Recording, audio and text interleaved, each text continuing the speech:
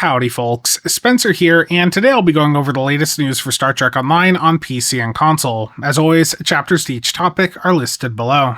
First up, the official STO Discord is now live. As previously discussed, this Discord is fully replacing the official forums.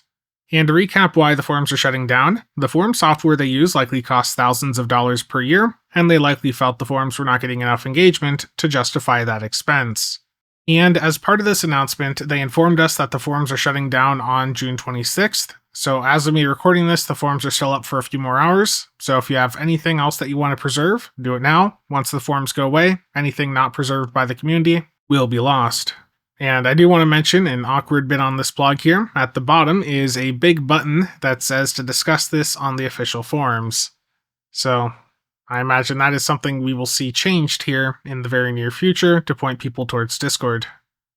Next up, the STO social media accounts posted a teaser earlier today, and it says, quote, "Almost 4 decades ago, the Alpha and Beta quadrants were plunged into the chaos of the Dominion War.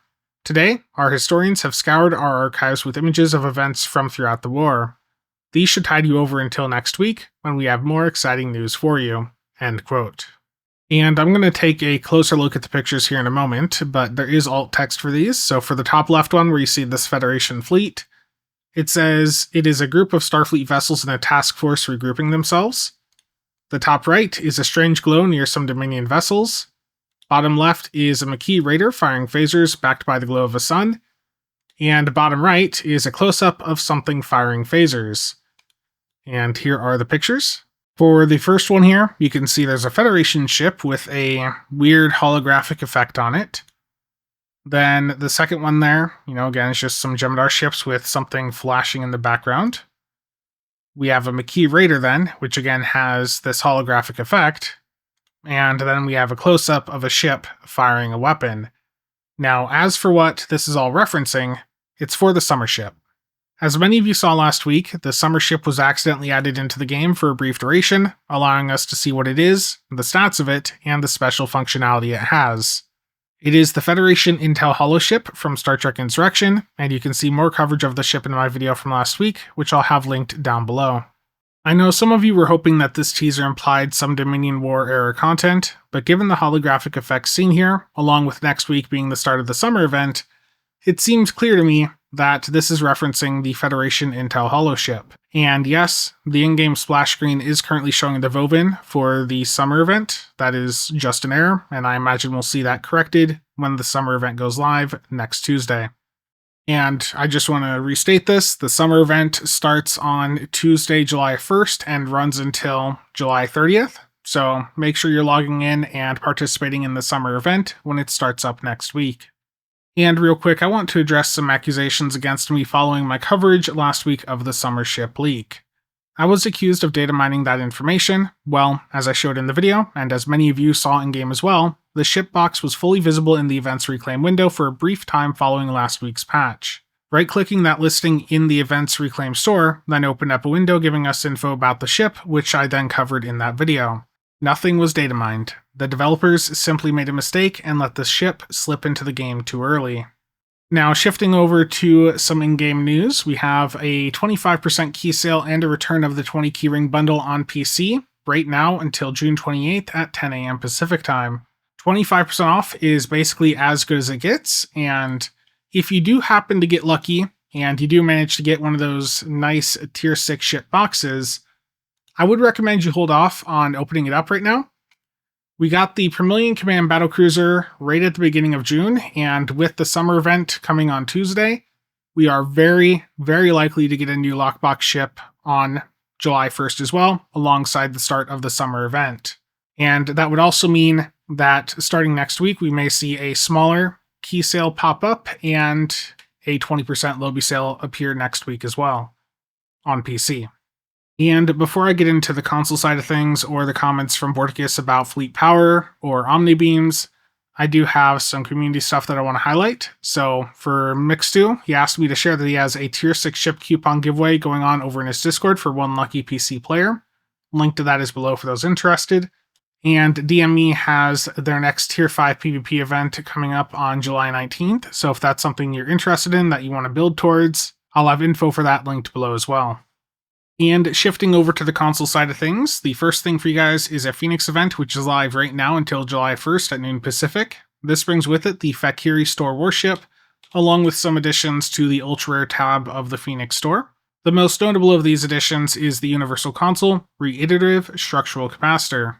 With this Phoenix event, you can also claim a free pack each day from Grimond Drozana or Ona on DS9. And during the event, you can convert Phoenix tokens over to the Tier 6X experimental ship upgrades. Just note that on some tabs, those upgrades have been pushed down with the new additions. And next up, console players have a bonus dilithium event live right now, and this is running until June 29th at noon Pacific. Alongside this, there's also some dilithium sales. So for the first sale here, it is a 20% discount on ships that cost dilithium over at the ship vendor. And a reminder, if you're looking for some recommendations for the best dilithium ships, I do have a video going over that, which I'll have linked down below.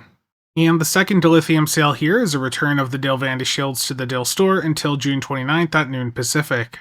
A reminder, this list was updated a few months back, and there are many more shield options available. If you'd like to see what these Vandy shields look like on a variety of ships, check out Max1701's channel. He's done quite a bit of work to showcase many of these Vandy shields on a variety of ships. And while you're over there, I'd greatly appreciate it if you could drop him a sub and help him get up to 1K so he can access more of the YouTube feature set for his channel. And the final sale for console is a 20% ship sale, which is live right now until June 30th at noon Pacific. So this 20% sale is best for standalone ships, ship slots, dry dock slots. It's not good for the bundles. If you're looking at a bundle, just wait for a 35% bundle sale. You'll save yourself quite a bit of money. And for the upgrade tokens and fleet ship modules, I generally don't recommend buying those from the Zen store. There's better ways to obtain them. For instance, with the ship upgrade tokens, with the Phoenix event going on, going that route to obtain them would be much better. And while we're on the topic of ship sales, I just want to sneak in a reminder that Real Merch has a huge sale going on right now for physical Star Trek Eagle Moss ship models, up to 85% off. Link is below for those interested, and if it's your first order through them, you can take an additional 5% off with my affiliate code, CasualSAB. Now heading over to Blue Sky, there's some comments from Borticus on fleet power and also Omni beam restrictions. The first is regarding Fleet Power Network Array, also known as FPNA, and the stealth change it received last week that removed the ability for the haste buff it provides to stack from multiple activations of the console on a single player. Quote, "This is something we've been discussing internally. When we have a resolution on the matter, we will communicate it outward. For now, we're staying quiet to ensure that our messaging is consistent with our actions, but you should be hearing from us soon." End quote. There's not much to add here. There's been enough discussion about this change in the past week to cover all viewpoints, but now it's time to sit back and wait to see what that official message is, which again, Borticus said we will hear in the near future. And then regarding Omni beam restrictions, Borticus had a few comments on that, which I've got up on screen. Basically, the design team feels unrestricting Omni beams would cause more problems than it solves. Some of this response, though, makes me believe that the design team might be misunderstanding what people are asking for with regards to Omni beams. I agree with Borticus that 8 Omni beams would be absolutely terrible, but I don't think it'd hurt to allow us to equip more than one set Omni, or to give us a third slot. And honestly, if people are that desperate for a third slot, then find a way to sell it to them. You know, when it comes to fleet stuff, with the recent changes there, a lot of endgame players are just flooded with fleet credits. Toss a third Omni slot unlock in for a couple million fleet credits, that's a resource drain, and it's going to make people happier. And lastly, I have some notes for some upcoming streams. There's not going to be a stream this Saturday or Sunday. I'm going to be streaming on Friday, June 27th instead in the late US evening hours. I have been asked by Nick NB and some other folks to join them for Star Citizen to fight some worm thing over there, so I'm going to be trying that out live.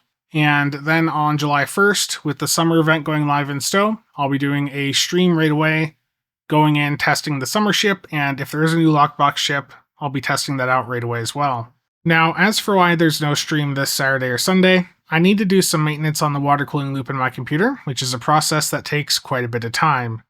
I also happen to have a product review that I need to finish up that includes new parts going into the system. So I just want to take my time and get this system tuned up so that I don't have to mess with it again until it's time for the next upgrade, which will likely be when AMD's UDNA GPUs drop around a year and a half from now. But that is it for today. Again, thank you to all channel members and viewers for the continued support. See you guys around.